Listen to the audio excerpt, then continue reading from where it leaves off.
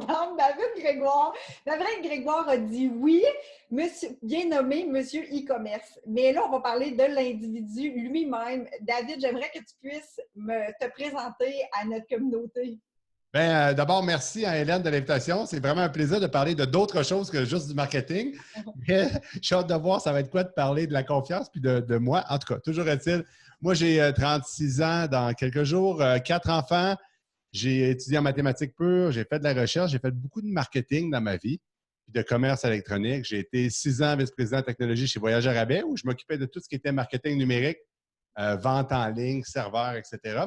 Et depuis plus de 4 ans, j'ai une compagnie qui s'appelle Monsieur e-commerce, dans laquelle j'ai plein de services, produits pour le commerce électronique puis le marketing numérique. Alors, je suis là-dedans à 100 à 100 000 à l'heure, vendre sur Internet. Comme on disait tout à l'heure, c'est pas toujours facile en tant qu'entrepreneur de se botter les fesses.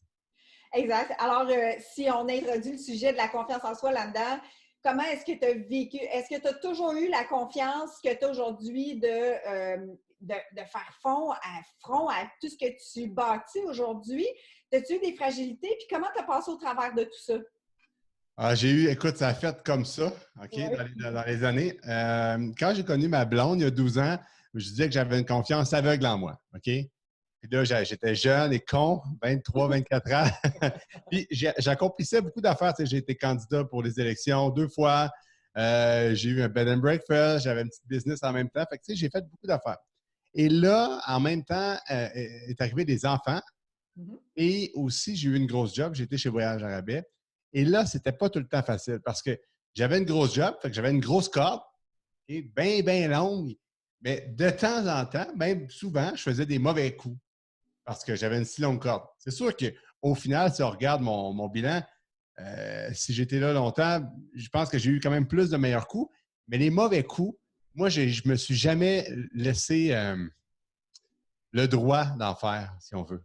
OK. Fait que quand ça allait pas bien, Mhm. je ne l'acceptais pas. Tu sais, des fois, ma blonde, elle trouve que je suis un peu dur, autant envers les enfants ou avec elle.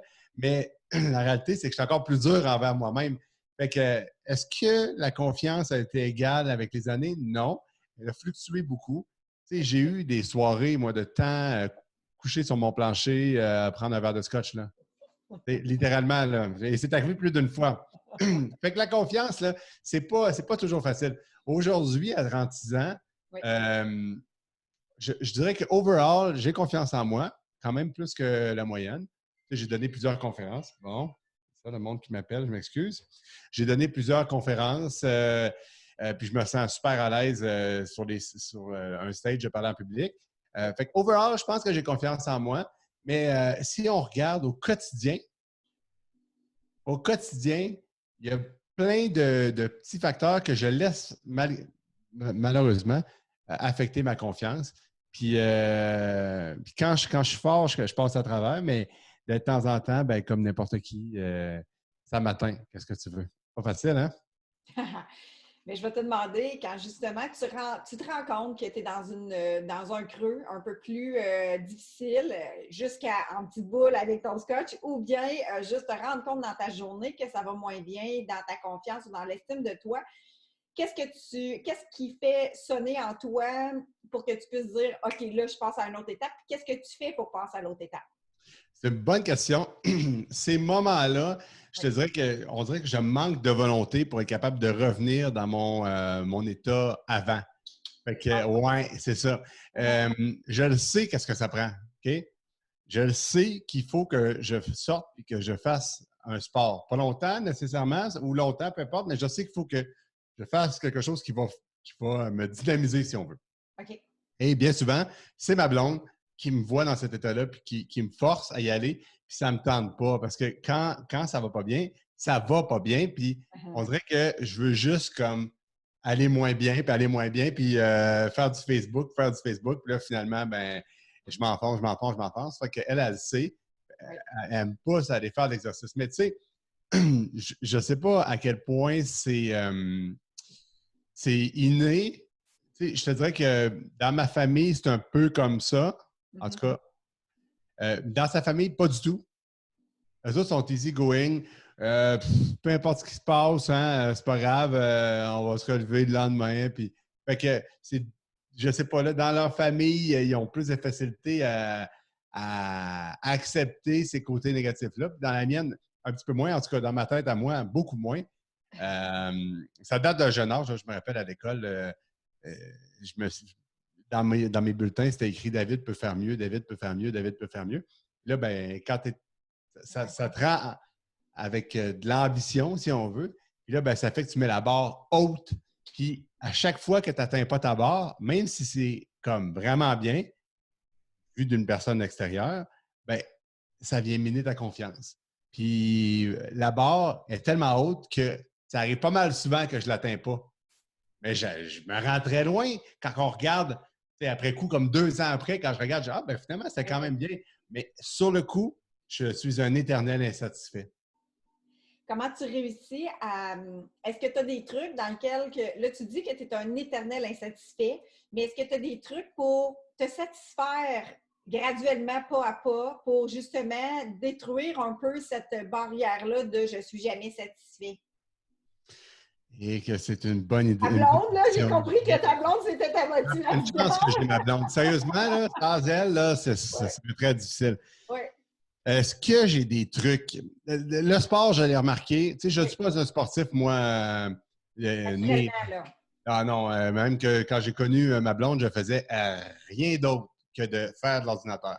OK. Alors, avec les années, je me suis acheté un chalet sur le Mont-Sutton. Là, je me suis mis à faire du ski, un peu de course à pied, finalement du vélo. Puis là, j'ai trouvé mes sports. Fait que faut que je me botte les fesses. C'est pas naturel pour moi là, d'aller vraiment faire du sport. Mais je sais que ça m'aide. C'est con, là, mais jouer du piano, ça m'aide. Dans le temps, je me rappelle, il y a plusieurs années, j'en fais plus vraiment parce que j'aime pas ça tant que ça, là, mais faire du jardinage, ça Oui. m'aidait aussi parce que mon cerveau pensait à autre chose Mhm. que, que le quotidien et les petits problèmes. Puis, tu sais, en tant qu'entrepreneur, là, si tu as des employés, ben alors tout ce que tu fais, toi, c'est de régler des problèmes. Tu as l'impression que tu as juste ça, des problèmes. Parce que les choses qui vont bien, elles se font régler par ton équipe en place, puis par les processus qui fonctionnent. Toi, ce que tu as, c'est les bugs, c'est les clients insatisfaits, puis c'est les problèmes. Fait que c'est très difficile. Mais ponctuellement, est-ce qu'il y a des trucs autres que ceux que j'ai dit, là, le sport, jouer du piano, faire du jardinage, longtemps je n'ai pas fait, mais ça c'est des trucs, moi, qui me ramènent à des vraies affaires, puis mon cerveau, il ne pense pas à tous ces problèmes-là, puis à toutes ces choses-là. Il y a un entrepreneur que je connais dans mon coin, dans ma région, qui s'est ouvert une shop de bagels. Puis ça lui fait vraiment beaucoup de bien parce que rouler des bagels, ben, ça déconnecte ton cerveau, tu sais, de les ventes, puis tout ça, parce que tout ce que tu fais, c'est rouler des bagels, puis les mettre au four, rouler des bagels et les mettre au four. Fait que c'est de revenir aux sources, je dirais, bien honnêtement. Oui. Puis même prendre des vacances, moi, j'ai jamais vraiment réussi à décrocher en vacances. Mhm. Fait que, tu vois, encore là, moi, ça ne m'a pas aidé. J'imagine que tout le monde, c'est différent. Mais, tu sais, je ne suis même pas le genre de gars, puis là, c'est dommage que je te dise ça, là, mais je ne suis même pas le genre de gars à célébrer aucune victoire. Parce qu'il n'y en a aucune qui, selon moi, est digne d'être célébrée. C'est triste, hein? Bien, en fait, ça correspond clairement à ton insatisfaction, toujours insatisfait, en fait, qui Ouais. n'est pas capable d'atteindre la capacité à dire hey, wow, j'ai fait un bon coup aujourd'hui, je me félicite, j'ai fait quelque chose d'extraordinaire aujourd'hui. Qu'est-ce que j'ai amélioré? Mais quand même de féliciter la partie qui est à féliciter pour justement nourrir le plein de hey, wow, c'est cool, tu sais. Tu sais, il y a des affaires que je sais dans lesquelles je suis vraiment bon, OK? Le email marketing, là, je le sais que je suis dans les meilleurs, OK? Ça, je le sais. Mais malgré tout, à chaque fois que j'envoie une campagne, je la mesure à mon record all-time. Ouais. C'est sûr que battre des records, là, c'est une fois par 4 ans, 5 ans. Mais là, Ouais. je me dis tout le temps, ah, ça n'a pas bien performé. Mais non, ça a bien performé si tu regardes tous les autres emails. Si tu regardes vis-à-vis de ton record, non, ça n'a pas bien performé. Fait que est-ce que j'ai la confiance en moi, pour pouvoir continuer puis tout le temps en faire? Oui, mais j'ai mes moments de faiblesse. Puis on est humain. Hein? La presse a fait un reportage là-dessus, justement, là, les problèmes psychologiques des entrepreneurs. Mhm. Puis, je ne suis pas tout seul là-dessus. Je ne suis pas tout seul à Non, avoir. je te confirme que non. En même temps, c'est ce qui nous pousse à aller plus loin. Exact. Exact. Puis je crois que le plus grand secret dans tout ça, la plus grande recette que pour moi, ça a fonctionné, étant entrepreneur moi-même, puis en changement la voie, justement, pourquoi je parle de confiance en soi, d'estime, puis tout ça, c'est que on perd des fois notre focus. Puis plus tu vas juste ramener ton focus à OK, l'instant présent, m'oxygéner mon corps, oxygéner mon cerveau, en fait que si tu le nourris, à un moment donné, il va être saturé. Tu ne prends pas la pause pour aller faire ton jogging ou pour aller faire ta course ou pour juste aller jouer avec tes enfants. Ça ne fait pas la coupure pour justement nourrir encore plus ton cerveau. Fait que ça devient un équilibre où si tu prends le temps de juste t'arrêter puis de dire ah, aujourd'hui, je m'en vais nourrir pendant 5 minutes, 10 minutes. Des fois, c'est pas long, c'est juste de décrocher de où est-ce que tu es présentement, de prendre un certain envol, un regard un petit peu plus haut. Ça va t'amener beaucoup plus de solutions, beaucoup plus de rapidité, des solutions plus rapides parce que tu vas être sorti de ton focus, de ton point noir, en fait, qui est ta problématique aujourd'hui ou de ta performance. Fait que moi, c'est ce qui m'a aidé le plus. Puis, tu sais, ça rejoint avec ton sport. Il y a un autre truc aussi, c'est vrai, Ouais. tu me fais penser, la méditation. Tu vois? Oui. Moi, je suis un gars cartésien, j'ai étudié en mathématiques. C'est Oui. pas ce genre d'affaires-là, évidemment, qui m'excite. OK? Le yoga, la méditation, ces affaires-là, pas partout. Mais ma belle-sœur m'a incité à en faire il y a quelques années. Oui. Là, j'ai commencé timidement avec des applications comme Headspace. Je ne sais pas si tu connais. Oui. Puis, j'en ai pas fait assidûment depuis les 3 dernières années. J'en ai fait quand je sentais que j'avais besoin d'en faire dans les dernières années. Oui. Des stretches d'un mois, puis après ça, ben là, je deviens moins fidèle. J'ai énormément de difficultés à me mettre dedans. Mais tu vois, ces temps-ci, là, depuis le mois de mai, j'en fais quasiment tous les jours où j'ai l'occasion d'en faire parce que des fois, j'ai des appels ou d'autres choses le matin, fait que je peux pas. Mm-hmm. Puis ça aide beaucoup mon bonheur. Oui. C'est drôle, hein? Ça me rend moins stressé par rapport au stress quotidien. Mm-hmm.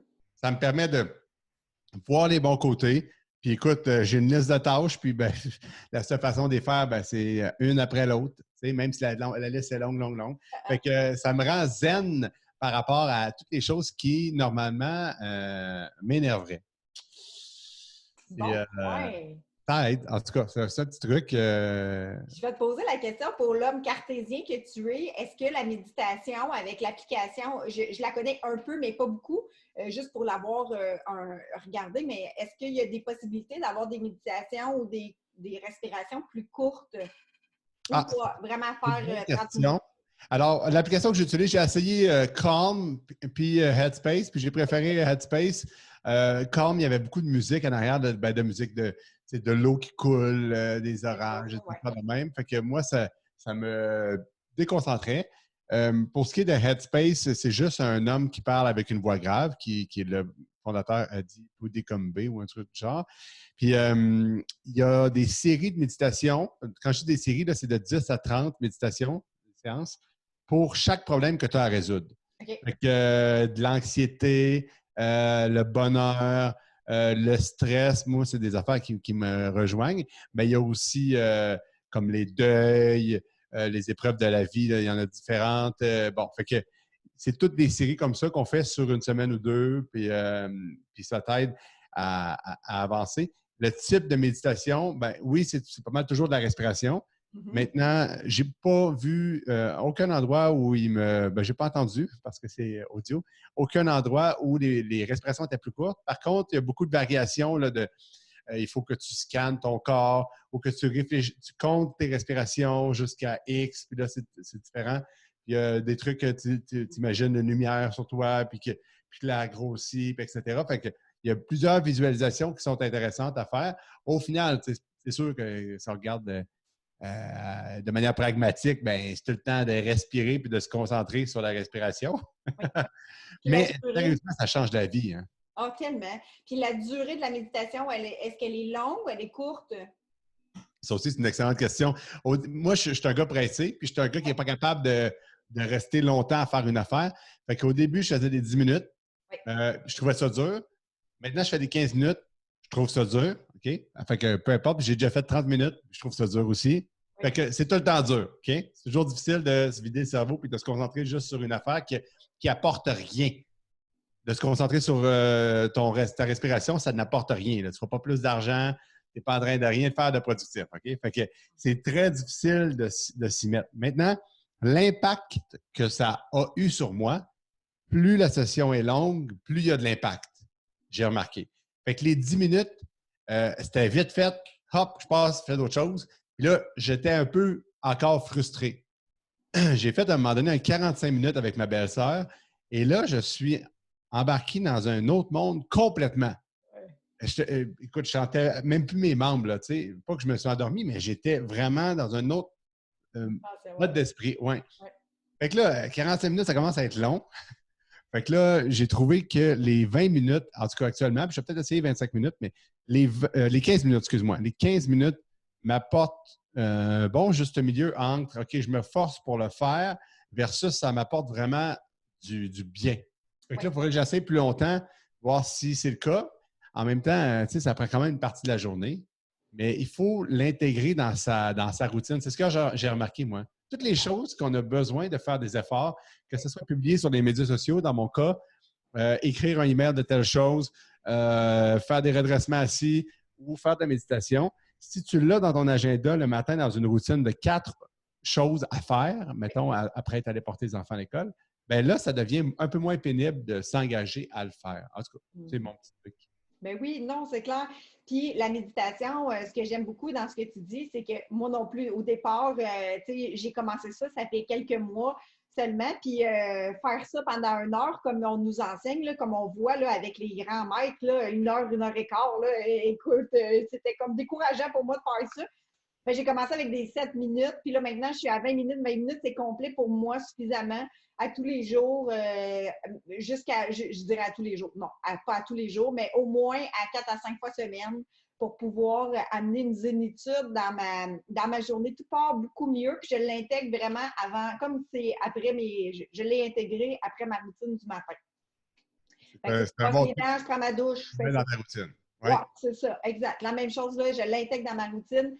C'est fait, c'est fini. C'est comme je prends un peu moins de temps pour dîner, mettons, puis j'ai intégré ça le matin.